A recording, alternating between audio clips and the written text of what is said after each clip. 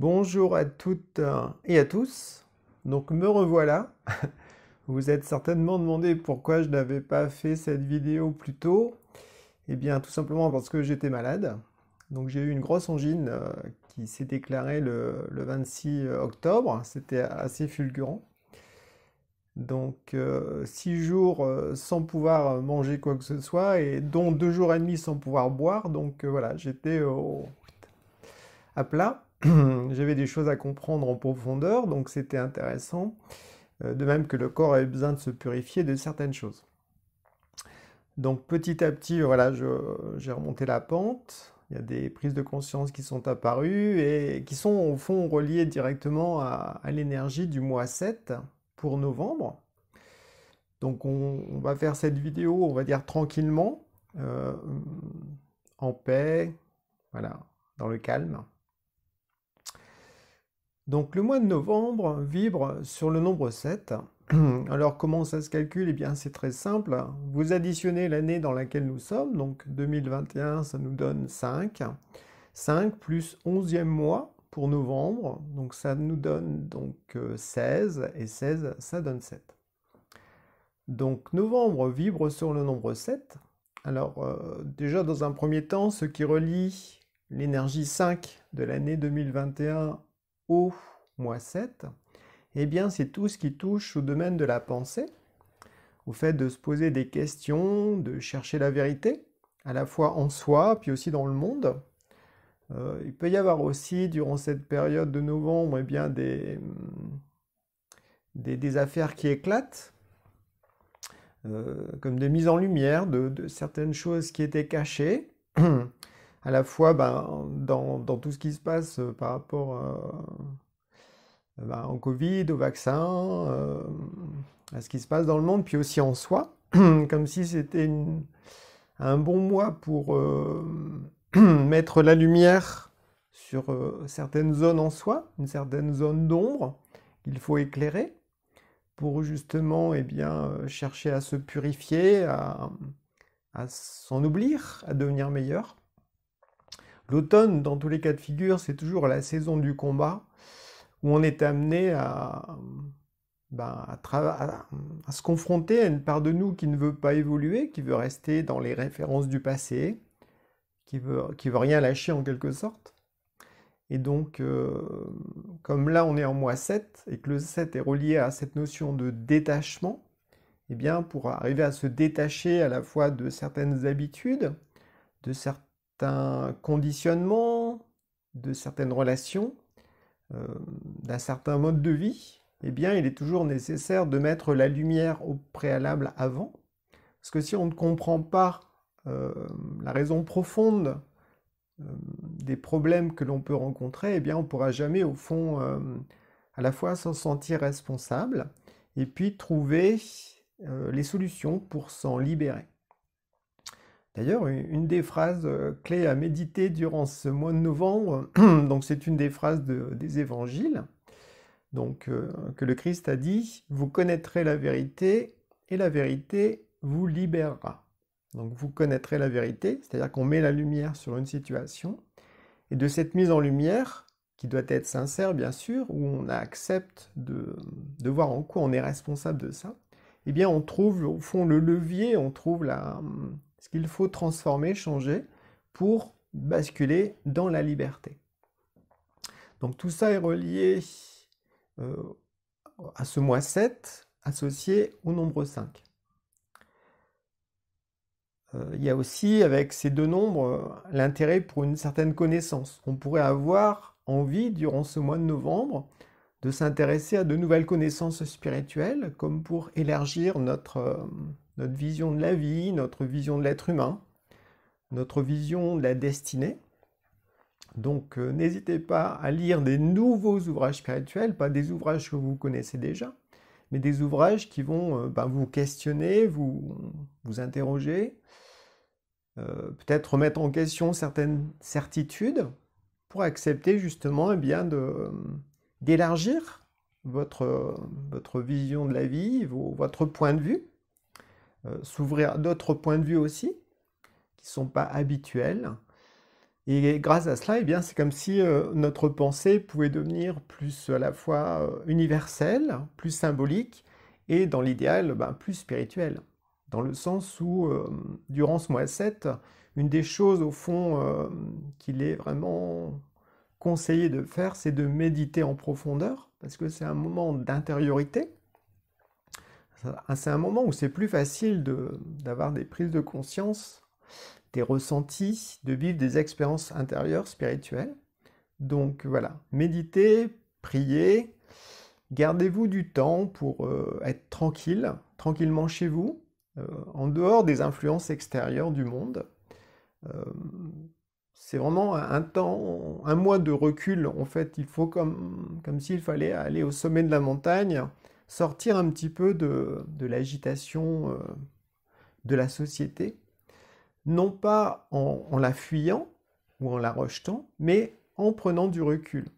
Dans l'idéal, c'est comme s'il fallait arriver à s'élever au-dessus de la zone émotionnelle pour être plus sur le plan mental, où là, eh bien, on peut faire preuve de discernement, on peut analyser les situations avec plus de lucidité, plus de clarté, et percevoir vraiment ce qui est vrai de ce qui est faux, ce qui est important, de ce qui est accessoire, ce qui est essentiel, de ce qui est ben, aléatoire en quelque sorte.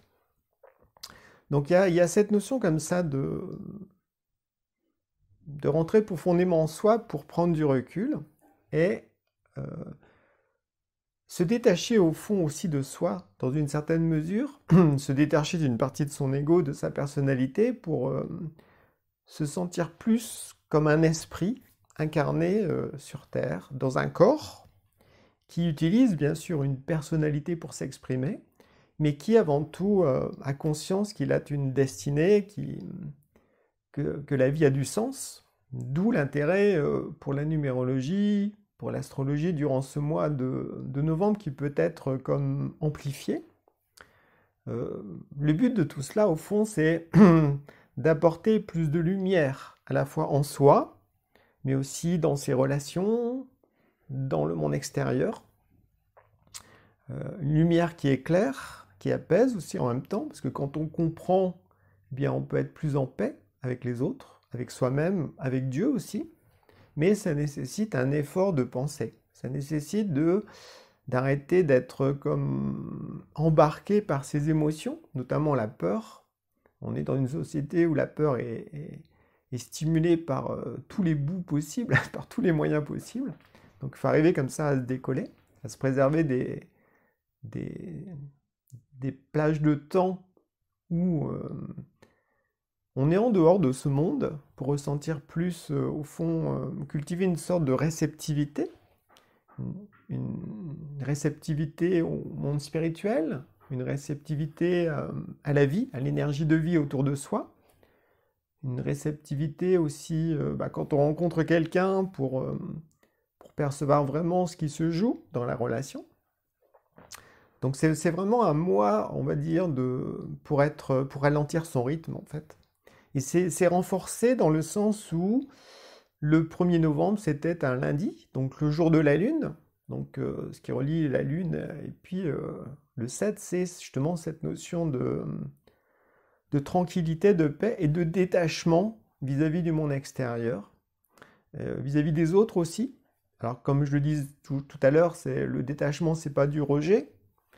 Les gens, souvent, ils peuvent avoir peur du mot détachement, comme s'il fallait ne plus jamais voir les gens, couper les ponts, enfin être brutal en fait dans cette séparation. Mais en fait, non, le détachement, c'est avant tout à l'intérieur de soi. C'est-à-dire que on ne va plus dépendre de l'autre. C'est-à-dire qu'on va cultiver une certaine autonomie, une autonomie relationnelle, une autonomie de pensée, une autonomie d'action. Parce que justement, on ressent qu'au fond, on a tout en soi, dans notre cœur spirituel, et ça nécessite bien sûr de rentrer en soi pour le percevoir.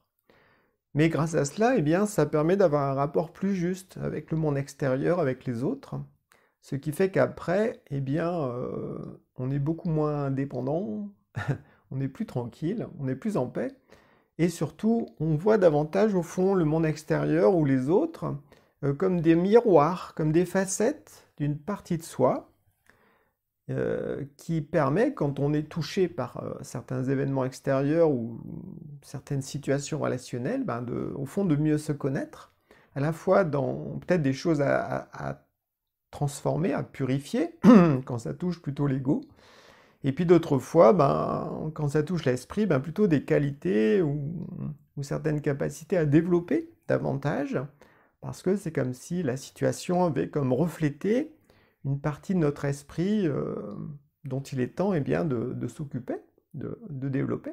Donc il y a tout ça.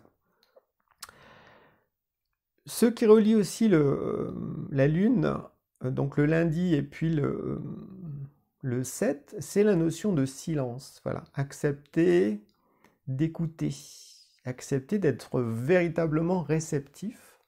Donc c'est pas évident parce qu'en fait, on est entouré de machines, elles font toujours plein de bruit. Généralement, ceux qui ont un smartphone, ben, ça bip dans tous les sens avec les notifications, tout ça. Donc c'est vraiment un temps là pour prendre du recul aussi par rapport à la notion de technologie. Il ne s'agit pas de la rejeter, mais d'utiliser à bon escient. Il ne faut pas que ce soit elle qui, d'un seul coup, nous extériorise. Quand on a vraiment envie de se retrouver, d'aller méditer ou de lire, ou d'être tranquille, ou simplement d'écouter une belle musique, parce que ben, là-dedans, on a envie de développer sa sensibilité artistique, eh bien, c'est important de se déconnecter vraiment de tout ce qui pourrait d'un seul coup, nous sortir de cet état. Et parce que notre ego, lui, il veut pas tous ces moments de tranquillité, tous ces moments en fait où on va nourrir notre esprit.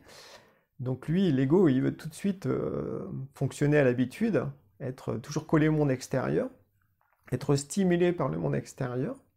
Et là, durant ce mois 7, c'est comme s'il fallait vraiment se préserver des plages de temps où on coupe toute stimulation avec le monde extérieur pour comme se retrouver dans son temple intérieur, dans sa chapelle intérieure, pour prier, pour se retrouver, pour méditer, pour réfléchir au sens de la vie, pour s'intéresser à une partie de sa destinée, faire des bilans, tirer des leçons, analyser certaines situations, méditer sur des passages d'ouvrages spirituels qui nous ont touchés, méditer sur des grands idéaux comme la vérité, l'amour, l'harmonie. À vous de trouver l'idéal qui vous enflamme. Ou aussi méditer sur des vertus ou des belles qualités humaines, de façon à, au fond, se purifier, s'en oublier, et puis progresser vers Noël en étant de plus en plus serein. On sent vraiment qu'on lâche une partie du passé pour être davantage soi-même en tant qu'esprit. Ce qui relie aussi le 7 au lundi, eh bien, c'est la notion de féminin sacré. Donc ça peut être aussi un sujet de méditation. Qu'est-ce que le féminin sacré? Donc le féminin, ben, c'est tout ce qui touche aussi à la dimension intérieure. Est-ce que, au fond, j'essaye de cultiver une certaine réceptivité par rapport au monde spirituel? Est-ce que j'écoute mes ressentis? Est-ce que je suis en rythme avec la vie environnante? Non pas le rythme trépidant de la société matérialiste, mais voilà, un rythme réel, universel, qui tient compte à la fois de la nature des saisons, puis aussi de nos cycles astrologiques, numérologiques, de la vie, des fêtes sacrées, tout ça. Est-ce que, au fond, quand j'agis, j'habite mes actes? Voilà, donc, le féminin sacré, il est beaucoup relié, je trouve, à ça, au fait d'être présent en esprit, à la fois quand on rencontre quelqu'un, quand on fait une activité, et essayer de ressentir qu'on s'habite intérieurement, en fait. C'est loin d'être évident, parce que on est toujours tendu vers l'extérieur, et là, c'est comme s'il fallait arriver à trouver une sorte d'équilibre intérieur, où on garde conscience de notre dimension intérieure, de qui l'on est, de pourquoi on fait vraiment les choses, quel est le sens en lien avec notre esprit. Donc tout ça, c'est relié au fait de cultiver cette attitude sacrée. Est-ce que mes actes, mes paroles, eh bien, sont habités par cette énergie-là? C'est très subtil. Ça demande beaucoup d'être à l'écoute, au fond de soi. C'est pour ça que souvent, il faut ralentir son rythme. Il ne faut pas agir à toute blinde tout le temps. Mais au contraire, ressentir quand c'est le bon moment d'agir, de faire les choses euh, en les habitant de conscience, en fait. Il y a ça. Et puis, bon, cet aspect de féminin sacré, ça touche aussi la notion d'être plus vertueux intérieurement. Donc, de cultiver ben voilà, des belles qualités, des belles vertus, comme la sincérité, la foi aussi, parce que le 7 est relié à la foi. Le fait de cultiver une véritable foi, une foi envers le divin, envers le Christ, une foi envers ben, l'univers, la création. La foi aussi qui repose sur des expériences intérieures, sur des ressentis profonds. Ce n'est pas une foi reliée à la croyance extérieure qu'on nous impose, comme dans la religion ou dans certaines éducations. Non, ça vient vraiment de soi. C'est notre être intérieur qui a vécu certaines situations, certaines expériences. Et de là, ben, il y a comme des pierres de fondation, des certitudes profondes sur la réalité du monde spirituel, sur la réalité de certaines vérités. Et donc la foi repose là-dessus. Et après, bien sûr, il faut arriver à accomplir certains actes de foi de façon à ce que ça habite davantage notre vie de tous les jours. Donc tout cela est relié à cette énergie du mois de novembre, des choses à cultiver. Pour terminer, on pourrait dire que ce mois de novembre, il a commencé dans le signe du Scorpion. Alors qu'est-ce qui relie le nombre 7 au signe du Scorpion? Eh bien, ça touche la notion d'ésotérisme. Donc l'ésotérisme, en fait, ça touche la numérologie, l'astrologie, ça peut être aussi les tarots ou d'autres langages. Ésotérisme, ça veut dire ce qui est caché. Donc c'est comme s'il fallait connaître un certain langage pour, au fond, décrypter eh bien, les événements de la vie, les événements de notre destinée. Donc l'astrologie et la numérologie sont des arts de connaissance ésotériques, donc ça touche au fond le Scorpion. Le Scorpion aussi est très relié avec le 7 à la notion de secret, c'est-à-dire est-ce qu'il y a des choses que je dois vraiment garder secrètes en moi ou est-ce que je dois les partager? Ce qu'il faut savoir, c'est que le secret, eh bien, quand il est bien utilisé, ça nécessite une séparation justement, ça nécessite un détachement parce que les gens qui sont très très affectifs, eux, détestent les secrets parce qu'en fait, un secret, ça sépare les gens en quelque sorte. Il y a ceux qui savent, puis il y a ceux qui ne savent pas.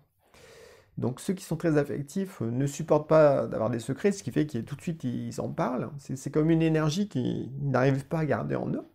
Alors quand on a certains secrets, mais alors attention, ce sont des secrets, on va dire, pas des secrets de famille avec des affaires louches, tout ça. Quand on parle de secrets, c'est des expériences spirituelles, par exemple, que l'on a vécues, ou on nous confie un certain enseignement, mais il faut le préserver, c'est important. Et bien dans ce cas-là, ça va comme nous renforcer en tant qu'esprit intérieurement, parce que ça nécessite d'être vigilant, hein, voilà, pour ne pas divulguer le secret. C'est-à-dire qu'on va faire attention à ce que l'on va penser, puis aussi à ce que l'on va dire, aux paroles. Et donc, tout cela nous apporte au fond plus de présence d'esprit. Donc c'est à la fois relié au 7 et puis aussi au signe du Scorpion. Et puis, avec le Scorpion, il y a aussi la notion de mort-renaissance, de remise en question. Alors c'est plus relié au fond au nombre 7, mais pour accepter de mourir, ça veut dire qu'on accepte au fond de se détacher de certaines formes, de certaines habitudes. Donc là, on peut faire un point avec le nombre 7. Il y a quelque chose qui doit vraiment mourir pour, au fond, tourner notre attention vers ce qui est vraiment essentiel dans la vie aujourd'hui. Et c'est ça qui permet d'être plus serein face à ce qui se passe dans le monde. Parce que, voilà, au fond, toutes les situations que l'on rencontre, si on porte un regard juste sur elles, ce sont des opportunités pour évoluer, pour mieux nous révéler en tant qu'esprit. Mais ça nécessite au fond de se démarquer, ça nécessite de s'individualiser, c'est-à-dire d'accepter d'être différent de monsieur, madame, tout le monde, pour se faire sa propre vérité, sa propre opinion dans chaque situation, et bien sûr après le partager avec d'autres. Voilà, donc d'où le titre Vérité, mise en lumière, et puis paix intérieure, dans le sens où pour être en paix, ben, faut comprendre les choses, faut être aussi détaché. Donc c'est vraiment je pense, des maîtres mots importants pour ce mois de novembre. Euh, Être amoureux de la vérité, euh, ouais, chercher au fond à développer sa lumière intérieure. Donc ça nécessite aussi au fond de voir certaines zones d'ombre qu'il faut purifier, qu'il faut lâcher, se détacher, puis aussi à la place de ce fait développer de nouvelles qualités, un nouvel idéal, un nouveau projet, une nouvelle attitude de vie, et puis la paix intérieure, voilà, parvenir à être en paix avec soi-même en fait, avec son passé. Donc pour ça, ça nécessite de tirer des leçons, de se sentir responsable de tout ce qu'on a pu dire ou faire, ou ne pas faire, ou ne pas dire. Et puis donc une sorte d'apaisement. Parce qu'en fait, quand on arrive à décoller, à se décoller des situations concrètes dans lesquelles on a vécu certaines situations, et qu'on arrive à en tirer la quintessence, eh bien c'est cette forme dans laquelle on a vécu l'expérience, eh ben, elle peut être lâchée en quelque sorte. Parce qu'on peut très bien se dire, ça aurait pu se passer dans un autre contexte avec d'autres personnes. L'important, c'était le message à comprendre, c'était la leçon à vivre. Et ça, on va dire, c'est subtil. Voilà, c'est éternel en quelque sorte. Alors que la forme matérielle, eh bien, elle va partir en poussière en quelque sorte. Voilà, donc être en paix avec soi, être en paix avec les autres, c'est-à-dire que si on a des problèmes relationnels avec certaines personnes ou s'il y a des affaires qui ne sont pas réglées, eh bien, durant ce mois de novembre, eh bien, ça peut être intéressant de faire un travail de pardon, de détachement, de libération d'énergie, d'émotion, de se purifier en quelque sorte, pour être plus léger. Et puis après, il y a le fait d'être en paix avec Dieu. Voilà. Donc ça veut dire être en paix avec Dieu, c'est pas forcément évident pour certaines personnes, parce qu'elles peuvent trouver certaines situations profondément injustes, donc se révolter, se sentir victime. Et donc là encore, même si on ne comprend pas tout dans des situations qui nous ont beaucoup chahuté, hein, beaucoup perturbé, eh bien c'est d'essayer de trouver sa part de responsabilité. Et si en plus on s'ouvre à l'idée que au fond tout a un sens, mais ça nécessite de s'ouvrir à la dimension de la réincarnation, savoir que ce que l'on vit aujourd'hui, eh bien ça peut être aussi une résultante d'une vie passée ou de choses qu'on a vécues dans cette existence, mais il y a quelques années, eh bien cette ouverture à la réincarnation permet aussi d'être beaucoup plus en paix avec soi-même, parce qu'au fond, on se dit que tout a un sens, et ça permet de mieux sentir aussi l'auteur de sa vie. On passe de l'état de victime à l'état de metteur en scène, ou de réalisateur, ou d'acteur, ou d'actrice dans cette vie. On sait au fond que c'est nous-mêmes qui avons créé cette situation, dans une certaine mesure, hein, même si quand ça touche une relation, bien l'autre a aussi sa part de responsabilité. Eh bien, c'est nous-mêmes qui avons généré ça pour continuer d'évoluer. Donc là, de ce fait, ça nécessite de lâcher les revendications, ouais, cet état de victime où on se plaint, on cherche un sauveur et en même temps on désigne quelqu'un comme un bourreau. Donc de sortir un petit peu de ces trois rôles qui en fait nous enferment et qui nous empêchent au fond de révéler davantage notre esprit, un esprit créatif, libre, responsable, qui a plein de choses à vivre, à donner, voilà, et qui comprend qu'au fond la vie c'est pas un long fleuve tranquille. Il y a des hauts, il y a des bas, des fois on est en bonne santé, des fois on est malade, des fois on vit des choses dures, des fois au contraire c'est des grandes joies. Mais en fait c'est toutes ces variétés au fond d'intensité dans la vie qui nous faut ressentir que au fond, eh bien, on peut évoluer aussi, tout est source d'évolution, à condition de porter un beau regard, un regard juste sur ce que l'on vit. Donc voilà ce que j'avais à vous partager pour ce mois de novembre. Je vous dis à présent à bientôt et au plaisir de vous croiser dans une prochaine vidéo. Bye bye!